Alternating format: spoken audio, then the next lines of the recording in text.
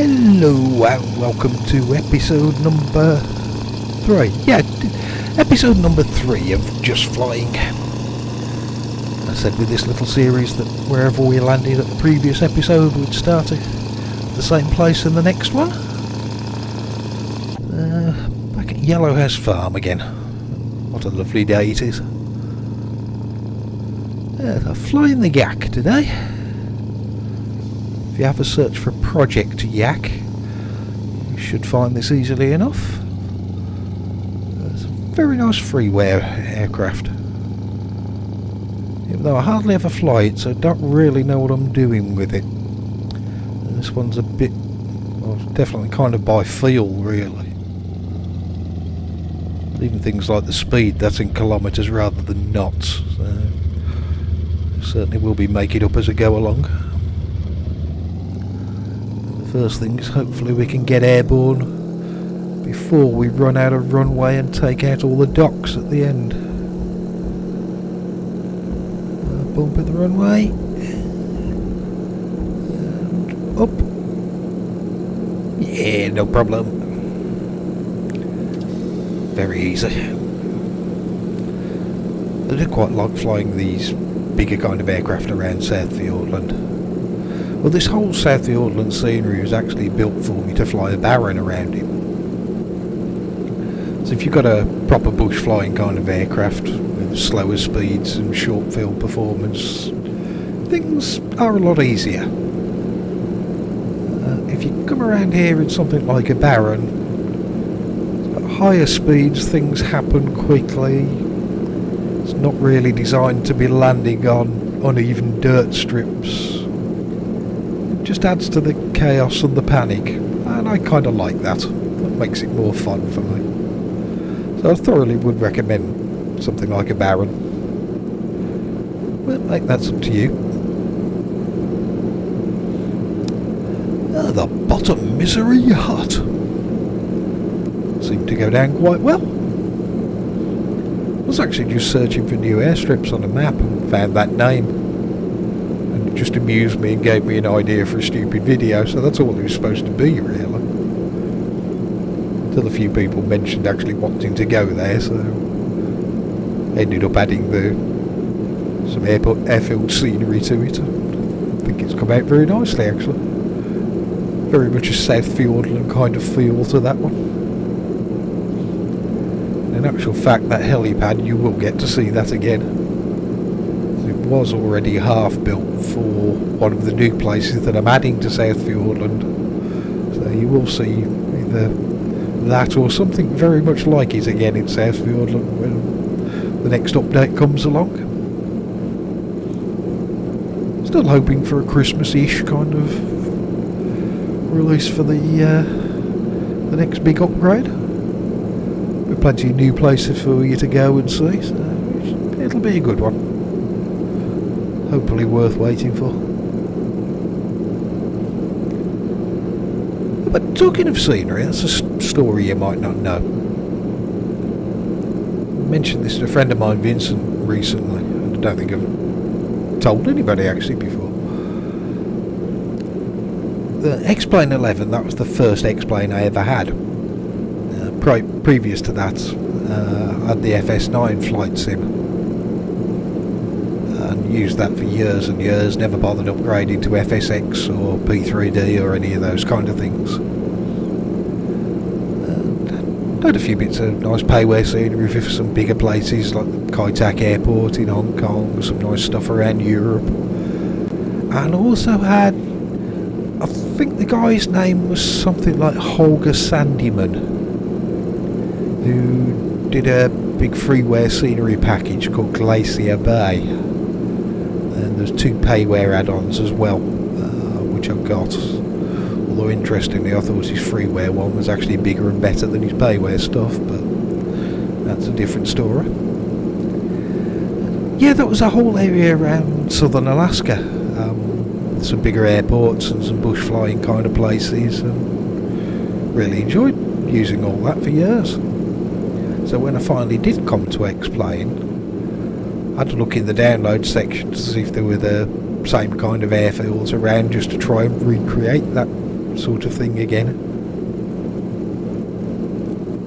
That also included expanding the territory a bit further south into Canada down the coast. And you've probably seen them on the org forum, the Canada for X-Plane team, who make airport scenery for, surprisingly enough, Canada.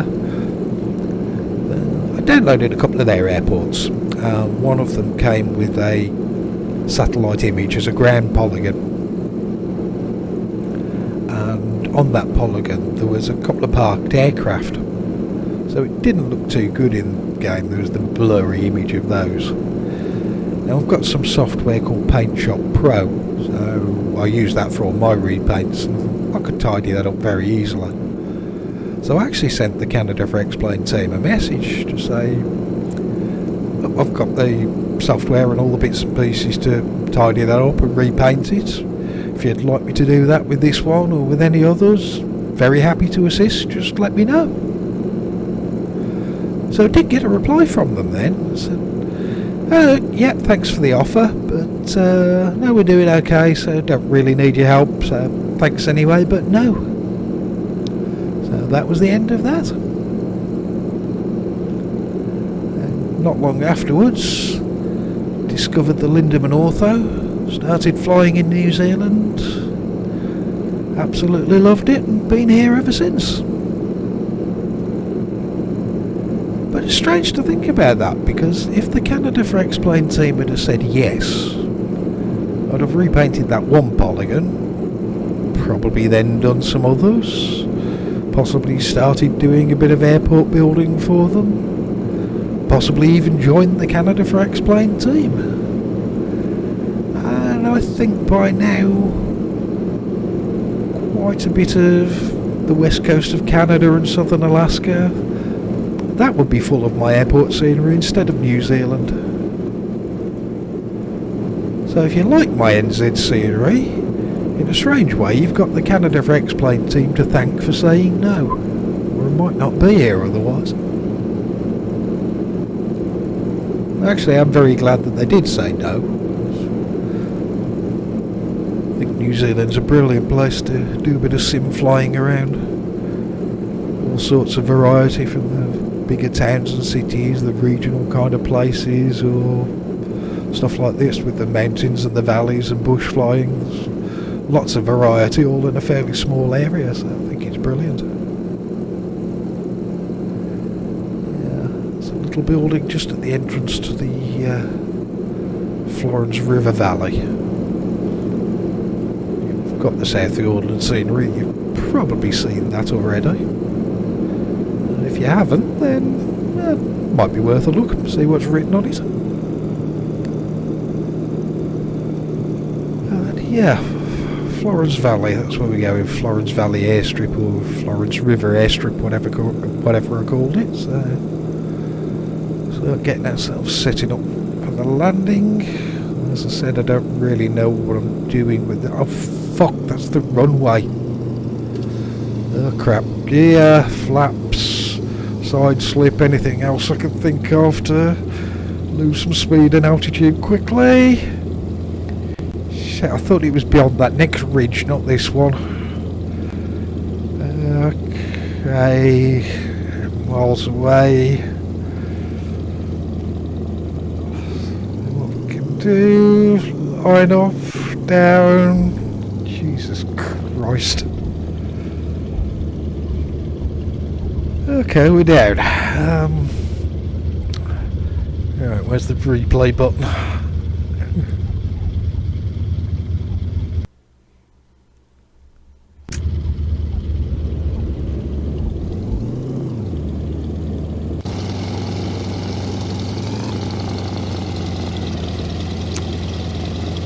Just 10 seconds of sheer panic. As I said, I wasn't expecting to see the runway beyond this ridge, so it was a bit of a shock.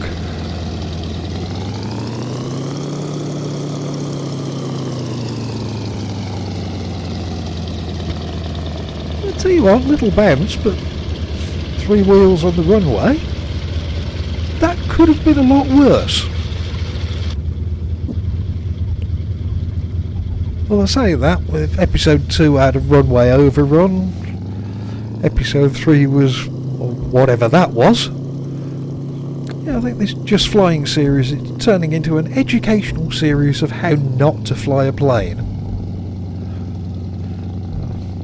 So if we can do a bit better in episode 4. I'm just going to park up here, but remember the Fjord Tours brochure says great place to get something to eat as long as it comes out of a frying pan. Quite fancy a bacon sandwich.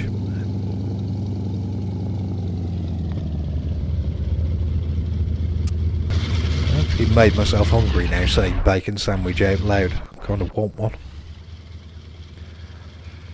Alright then, circling a cinematic ending. Oh, that will do for episode 3 of Just Flying. We'll have an episode 4 at some point. I'm sure I'll be back with something new fairly soon. So until then, thanks for watching, take care, and I'll see you soon. Bye.